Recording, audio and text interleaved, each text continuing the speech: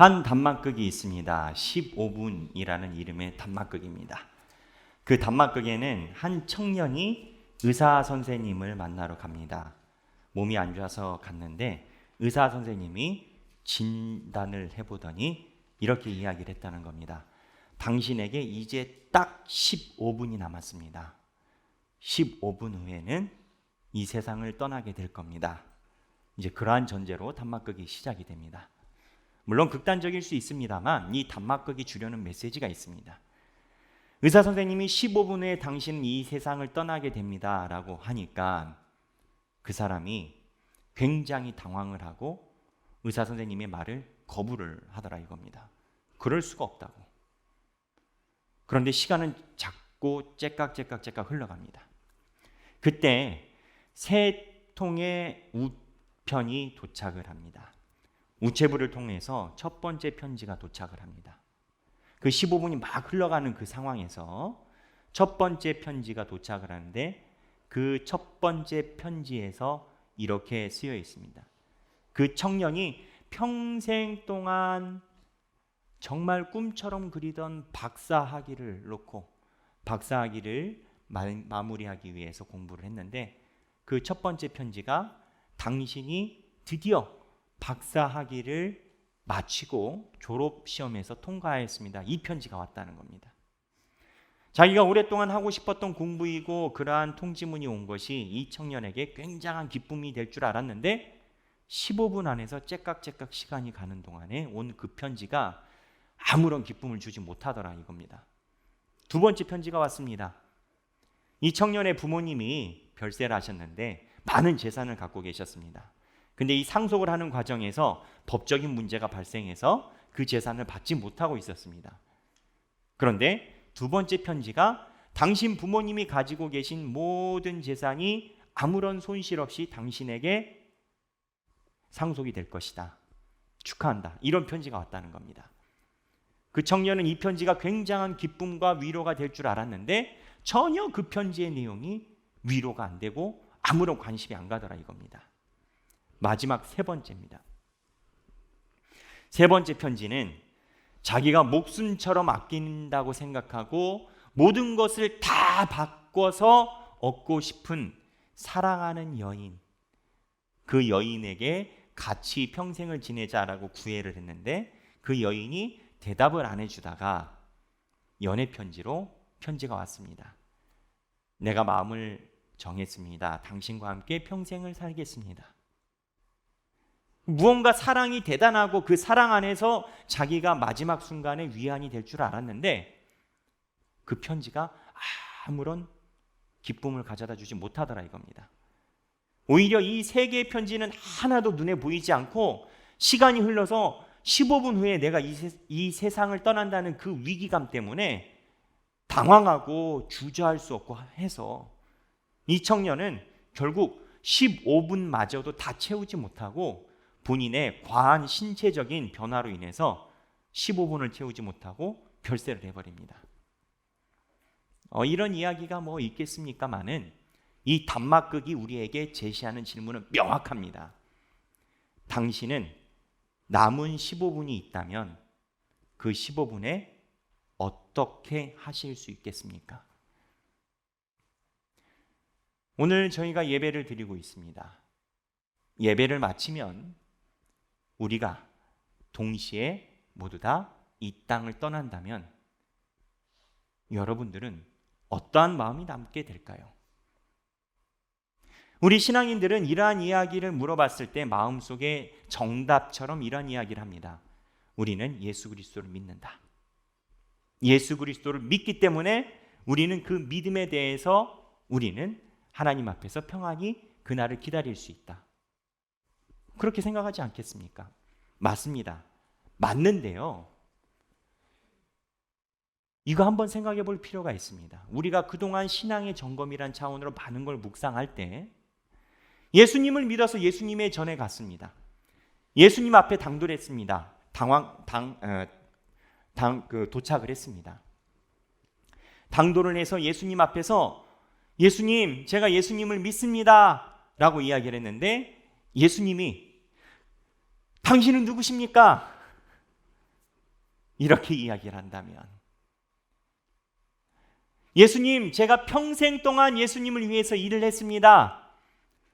내가 평생을 예수님이 주시는 메시지를 묵상하고 살아왔습니다. 근데 예수님이 당신은 누구신지요? 당신이 묵상한 건 알고 있지만 그거는 당신이 원해서 한 거지 나를 위해서 한 건 아닙니다. 내가 예수님을 위해서 이런 것을 했다니까요. 그랬더니 예수님이 그게 왜 나를 위해서 한 겁니까? 본인이 하고 싶은 거 하면서 내 이름 갖다가 쓴 거지. 본인이 얻고 싶은 거 얻으면서 내 이름 갖다가 예수 믿는다고 당신이 내 이름을 갖다가 함부로 도용한 거지. 예수님, 나에게 사랑의 예수님 아니셨습니까? 나에게 치유의 예수님 아니셨습니까? 예수님이 당신이 자기에 빠져서 본인이 필요한 것, 나를 사랑하시는 예수님. 맞죠? 근데 나를 사랑해 주는 존재, 나를 치유해 주는 존재, 나에게 만족감을 주는 존재, 나에게 관계적인 완성을 주는 존재를 당신이 자기의 중심으로 찾아놓고선 그게 나라고 이야기하는데 나랑 상관이 없습니다. 당신이 부족한 거, 갖고 싶은 거, 찾고 싶은 거 찾았던 인생이지 당신이 나를 믿었던 게 아닙니다. 라고 이야기를 한다면 우리는 그 15분 동안에 불안하지 않을 수 있습니까? 이 15분이라는 순간을 놓고 신앙생활을 오랫동안 하고 하나님께서 주시는 생명 안에서 올바른 신앙생활을 하려고 견지하는 사람은 이 15분의 순간이 불안하다는 것을 금방 느낄 것입니다. 무슨 얘기냐? 내가 믿고 따르는 하나님이, 믿고 따르는 예수님이, 그 순간에 예수님이 네가 했었던 행위가 나랑 상관없다라고 이야기를 하신다면 그 15분 안에서 우리는 평안할 수 있겠습니까? 근데 이러한 예수님의 질문이 성경에 있습니다. 오늘 본문에서 예수님이 제자들에게 물어보십니다. 두 가지를 물어보십니다. 첫 번째, 사람들이 나를 누구라고 하느냐? 예수님이 몰라서 물어보셨을까요? 아니요. 사람들은요, 예수님이 이 땅에 걸어 다녀도요, 본인이 기다리는 메시아를 기다립니다. 하나님, 제가 어려서부터 대접을 못 받았어요. 예수님은 나를 대접해 주는 분 맞죠? 하나님, 내가 어려서부터 학벌에 컴플렉스가 있어요. 내 컴플렉스를 치유해 주시고 싸매해 주시는 예수님 맞죠? 하나님, 내가 어려서부터 가정에 불화가 있어요. 심지어는 하나님, 내가 어려서부터 신앙에 대한 고민이 있어요. 내가 생각하는 신앙생활이 이건데 내가 생각하는 신앙생활을 답해 주시는 예수님 오시는 거 맞죠? 사람들이 각자 자기가 바라는 대로 메시아를 기다립니다. 그랬더니 오늘 본문에서 예수님이 사람들이 나를 누구라고 하느냐라고 물어보니까 제자들이 어떤 사람은 세례요한, 어떤 사람은 엘리야, 어떤 사람은 선지자 중에 하나라고 오답을 이야기를 합니다. 오답을 이야기하는 이유는 간단합니다. 메시아를 메시아로 바라보는 게 아니고 내 중심적으로 메시아를 바라보기 때문에 그런 겁니다. 하나님이 보여주시는 예수님의 모습대로 예수님을 맞으려는 게 아니라 내가 기다리고 내가 생각하는 대로 메시아를 기다리고 있기 때문에 이러한 결과가 나오는 겁니다. 이러한 분들은 마지막 15분에 그 시간에 주님, 내가 메시아를 만났나이다. 그러면 예수님이 아유 축하합니다. 근데 그게 나는 아닌 것 같네요. 당신은 나와 상관이 없습니다. 그렇게 답이 갈 수 있다는 겁니다.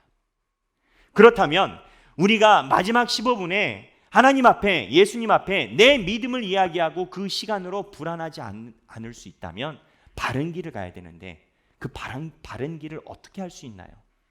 오늘 본문에 보면 이 바른 길에 대해서 하나님이 베드로를 통하여 명확하게 이야기해 주십니다. 그게 뭐냐? 내가 기다리는 메시아가 아니고 예수님은 그리스도시요. 내가 기다리는 선지자 엘리야가 아니라 본이 하나님의 아들이시고 그리스도시요. 예수님을 예수님대로 바라보게 된 겁니다. 마태복음 16장 16절에 베드로가 이 고백을 하고 마태복음에는요, 그 다음에 이거를 알려줄 존재를 이야기를 합니다. 누가 알려줬냐? 베드로에게 그럽니다. 네가 알아서 한 게 아니라 하나님이 알려주셨다는 겁니다. 정리해보면 그렇습니다. 마지막에 우리가 예수 그리스도를 만났을 때 내가 예수님을 믿었다는 거에 대해서 바른 정도를 가야 되는데 그 정도의 핵심 키워드가 핵심이 예수님을 하나님의 아들로 믿는 그리스도에 대한 고백이라는 겁니다. 이게 우리는 너무 익숙해서 잘 많이 들어가지고 별면치 않은 것 같은데 베드로와 그 예수님을 따르는 제자들에게는 심각한 생각의 전환, 틀거리의 전환, 조금 더 어려운 말로 이야기하면 패러다임의 전환인 겁니다. 예수님을 사람으로 봤는데 사람이 아니라 하나님의 아들로 보는 생각의 전환. 어쩌면 대단한 대의 명분을 얻었는지도 모릅니다. 그러면 우리가 마지막 순간에 예수님은 그리스도신이다 라고 고백을 하면 그 고백으로 그 순간이 우리 안에서 불안하지 않을까요? 예수님이 우리에게 답을 알려주셨어요. 하나님을 통해서 마지막 순간에 내가 눈을 감는 그 순간에 주는 그리스도신이다. 이 생각, 신앙, 명제, 관념이 내 안에 확실히 있으면 그 순간에 안 불안할까요? 저는 목회자이다 보니까 많은 임종의 순간을 함께하게 됩니다. 한 생명이 이 세상을 떠나가는 그 마지막 순간은 뭐라 형용할 수 없는 전율이 있습니다. 그 순간에 이 명제가 우리에게 불안감을 해소해 줄까요? 이거를 안다는 것이 불안감을 해소해 준다면 성경은 그렇게 기록되면 안 됐습니다. 무슨 얘기냐? 예수님의 제자들이 분명히 주는 그리스도 신이다라는 이 명제를 예루살렘에 올라가기 전에 베드로를 통해서 자기의 제자 집단을 통해서 그 공동체를 통해서 이미 다 알고 있었는데 예수님 십자가 옆에 한 명도 없었다는 겁니다. 만약에 이러한 명제와 신념과 관념이 우리의 철학과 생각이 우리로 하여금 완성도를 가져준다면 예수 그리스도가 십자가에서 돌아가실 때 그 십자가 밑에 예수님의 제자들이 있었어야 하는데 왜 없었냐 이건 겁니다. 거꾸로 이야기를 하면 우리는 예수님이 그리스도시리요라는 그 고백을 우리가 알기 때문에 마지막 15분 때 우리가 평안할 것으로 예상하지만 그럴 것 같냐라는 겁니다. 장학 퀴즈처럼 마지막 15분 때 너는 나를 누구로 아느냐? 그리스도시요 합격! 이러지는 않을 거 아닙니까? 그렇다면 뭐가 예수님께서 보실 때 가장 중요한 길이었을까요? 예수님은 베드로에게 시작한 그 질문을 마지막으로 십자가에서 부활하시고 하늘로 올라가시기 전에 마지막으로 사랑하는 자 베드로에게 이거를 이야기를 하십니다. 요한복음 21장에 보면 예수님이 십자가를 도망친 베드로가 다시 물고기를 잡는 갈릴리 바닷가로 갔을 때 나타나십니다. 그리고 베드로가 처음에는 알아보지 못했는데 나중에 예수님을 알아봅니다. 그리고 물고기를 같이 먹습니다. 그때 예수님이 세 가지를 물어보십니다. 세 가지를 물어보시는데 예수님 입장에서는 베드로에게 물어보는 이 세 가지가 너가 나중에 나를 만났을 때 가장 핵심 사항이라는 겁니다. 그게 뭔지 아십니까? 바요나 시몬아, 내가 나를 사랑하느냐? 두 번째 물어보십니다. 베드로야, 네가 나를 사랑하느냐? 그리고 세 번째도 물어보십니다. 베드로야, 네가 나를 사랑하느냐?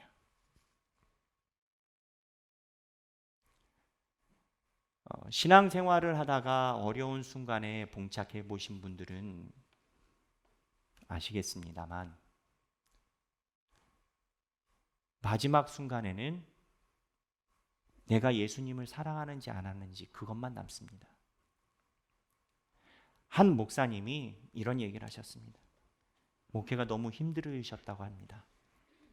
사람들에게 우겨싸움을 당하다 못해 배신을 넘어서 마음이 너무 아픈 일을 많이 당하셨답니다. 이제는 목회를 그만둬야 되겠다. 내 목회는 실패한 인생이다. 나는 목사로서 살 섭리가 아니었는데 내가 욕심을 부려서 하나님께서 잠시 목사가 되게 하셨으니 내가 다 내려놓고 다른 일을 해야 되겠다. 그리고 본인이 주님 앞에 기도를 했답니다. 수없이 많은 생각들이 오고 가고 수없이 많은 이야기가 생각들이 기도가 되는데 아무것도 마음에 와닿지 않더라 이겁니다. 그런데 갑자기 마음속에 들려오는 음성이 네가 나를 사랑하느냐? 너가 나를 사랑하느냐? 네가 나를 사랑하느냐? 마지막 우리가 15분 순간에 하나님 앞에서 우리가 관념으로 여겼던 이게 맞다라고 생각했던 것, 철학으로 여겼던, 신념으로 여겼던, 아니면 이렇게 내가 했다는 거, 내가 오랫동안 권위를 가지고 있었다는 거, 내가 하나님의 교회를 위해서 무언가를 했다는 거, 내가 유구한 역사를 위해서 무엇을 했다는 거, 내가 주님을 위해서 목사가 되고 내가 주님을 위해서 장로가 되고 주님을 위해서 권사가 되고 집사가 되고 했다는 거, 이거를 15분 남은 그 순간에 하나님 앞에서 나열하게 될까요? 사람은 누구나 다 주님 앞에 가게 돼 있습니다. 정말 부인하지 못하는 사실은 오래 살아야 100년이요 200년 사는 사람도 없고 45억 년을 사는 사람도 없다는 겁니다. 사람은 누구나 다 주님 앞에 가게 됩니다.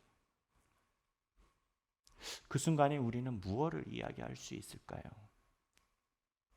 업적, 신념, 생각. 저는 이 본문을 보면서 주여, 내가 이 세상에서 많이 부족했지만 그래도 내가 주님을 사랑해서 살려고 부단히 노력한 건 아시지요? 내가 주님을 사랑하나이다. 예수님, 내가 사랑합니다. 이 외에는 남는 것이 저는 하나도 없을 것이라 생각합니다. 내가 예수님을 사랑한다는 것, 이게 신앙생활에 매우 중요합니다. 똑같은 결과를 가져와도, 똑같은 산에 올라가도 예수님을 사랑해서 올라간 사람과 올라가야 되니 올라간 사람과 올라가야 할 것 같으니 올라간 사람과 올라가야 성취가 있을 것 같으니 올라가는 사람은 다 다릅니다. 그 산에 똑같이 올라가 있다 하더라도 그 마음속에 무엇이 들어있는지는 다 다릅니다. 산에 올라가고 내려가고가 중요하지 않습니다. 그 산에 왜 올라가 있고 왜 내려가 있고 왜 그 산을 오르고 있는지, 그 마음속에 무엇이 있는지가 중요한 겁니다. 그때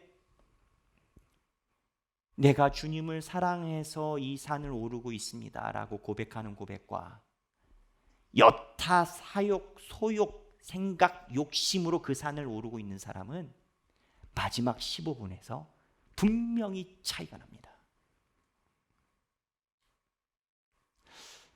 내가 예수님을 사랑하는지 어떻게 할까요?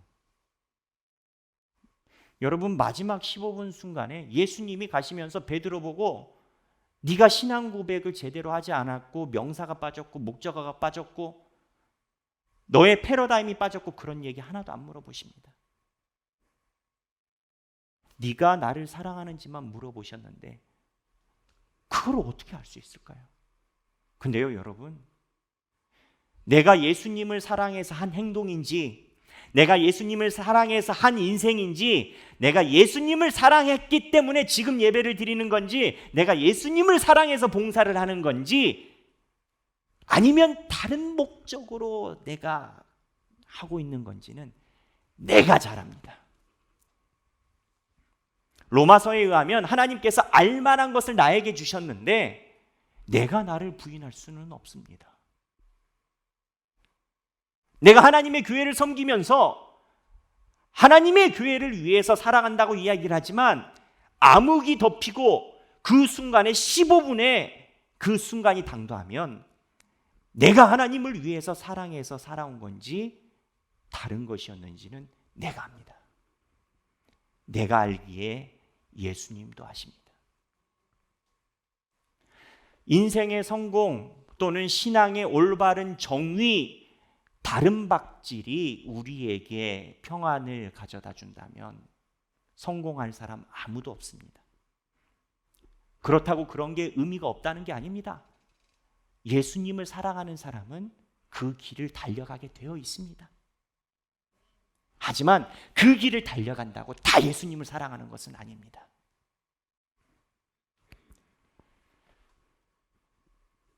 15분이라는 단막극을 통해서 우리는 마지막에 우리가 무엇을 가져야 될까 한 번쯤 돌아봐야 됩니다. 대림절입니다. 여러분들은 예수님을 누구라 생각하며 기다리고 계십니까? 어떠한 사람에겐 사랑의 하나님, 나를 사랑해 주는 하나님, 나를 인정해 주는 예수님, 내가 여기 있다는 것 좀 알아주는 예수님, 나의 상처를 치유해 주시는 예수님, 내 컴플렉스를 보듬어 주시는 예수님? 아니요. 대림절 기간에 가장 중요한 건 내가 예수님을 정말 사랑하는지 사랑하지 않는지 그거를 되돌아봐야 될 것입니다. 여기 계신 모든 분들이 예수 그리스도를 사랑하여 그날에 내가 주님을 사랑하나이다 라고 고백하는 저와 여러분이 되기를 바랍니다. 함께 찬양하시겠습니다. 찬양의 가사가 사랑합니다 나의 예수님이라는 찬양입니다.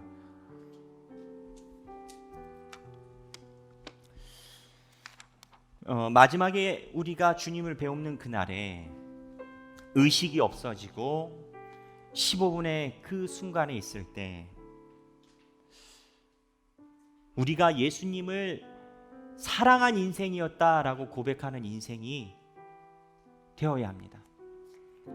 마지막 순간에 우리의 모든 기억과 인생이 한낮의 그림처럼 하나로 압축이 된다면 뭐가 남을 것인가? 내 전체적인 인생이 마지막 순간에 한 단어로 요약이 된다면 어떠한 단어가 남을 것인가?